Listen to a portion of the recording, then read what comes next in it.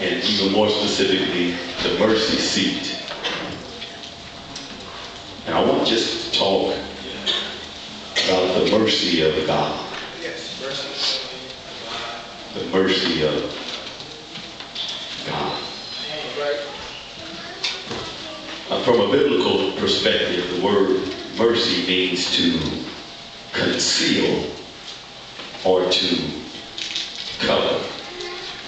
So when you see the Ark of the Covenant and the lid with the two cherubs that were on top of it, they covered what was inside of the Ark of the Covenant, which were the testimony or the laws of God.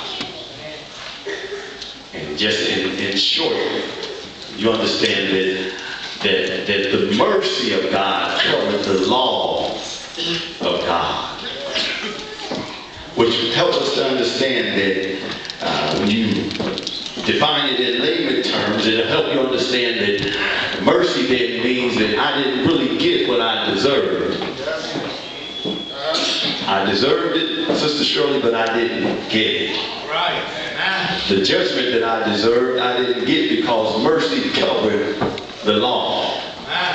Right, sir. And we began to see the manifest difference between God and man, because God, he is about restoring and forgiving and pardoning individuals. But man, sometimes we are about getting even. We want to get even with individuals. We want to pass a judgment on individuals and then sentence them according to what they have done. Aren't you glad that God did not sentence you according, I'm at the White House today, according to what you have done? God did not sentence you, but the law was written that said, the soul that sinneth, it shall surely die. So when you look at it in that kind of sense, you and I, we deserve the penalty of the law, the judgment and the sentencing of death is what we deserved. I'm in the wrong church. We deserve the just recompense of reward for our actions. It was King David who could be classified as the poster child for God's mercy. If you were to look and post any one individual that really understood God's mercy, it would be King David, who after he had sinned, one of the worst and one of the most egregious sins that could ever have happened, even to one of his own soldiers, took his wife and slept with her, and then found out she was pregnant and said, well, I gotta fix this somehow. So, and to make a long story short, instead of him admitting his wrong, then he tried to hide it and cover it up and have Bathsheba's husband killed. And what a terrible atrocity when you try to cover up what you've done.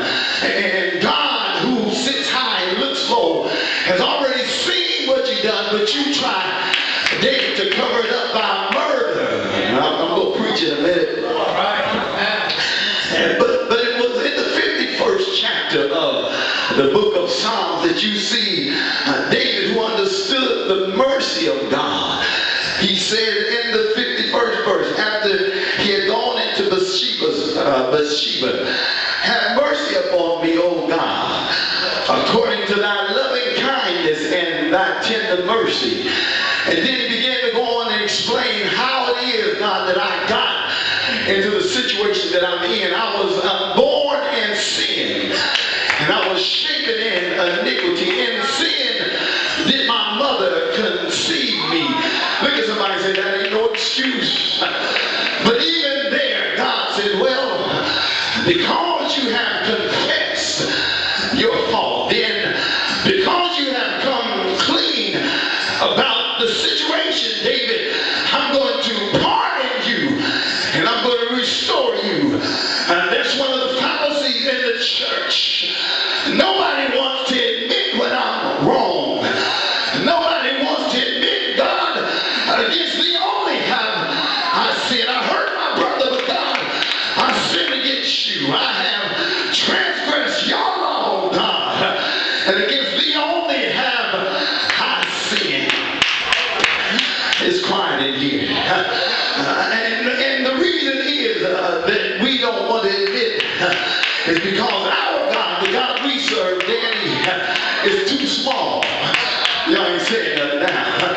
The God we serve, the God that we look at, the God that we associate ourselves with, he's too small.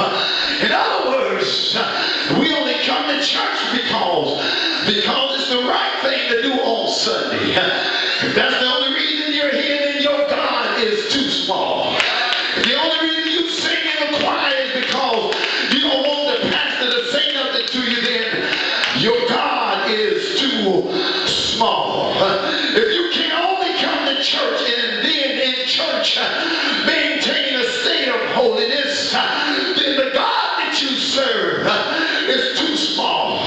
If you cannot be separate 24/7 state of holiness, then your God, I feel like preaching, is too small. Not that God is small, but how you see him is small.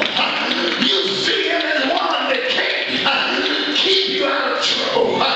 You see your God as one that cannot protect, cannot provide. So every now and then you find yourself in a state of disconnectedness away from the commonwealth of God, because we see our God as one that is too small. Every time we sin against God, I want to let you know that even though he gives us mercy, every time, Sister Hayes, we violate God's law, then we commit high treason. Good God Almighty, we become as Benedict Arnold, working for the other camp. Anytime you fall down and do things that God said you shouldn't do, I know y'all ain't gonna shout today, you commit treason against God, and you begin to work for the enemy.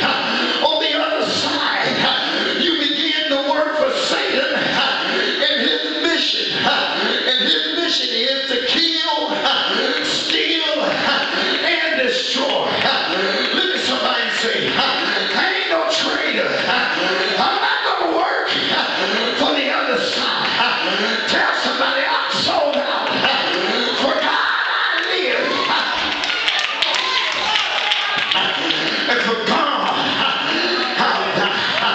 I'm not going to compromise my spiritual ethics, my spiritual morality. Yeah, she looks good, but God looks better. Yeah, he looks good, but the God I serve is better than him, better than her. I will not commit high treason. I will stand the test. I will hold on. I will live right.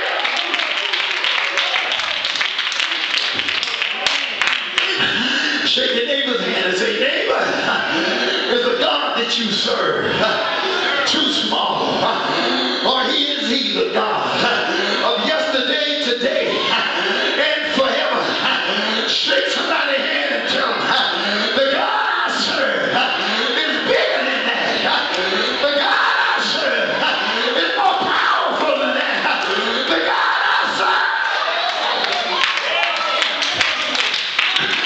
I know this kind of preaching ain't common in the marketplace, but guess what, Chanel?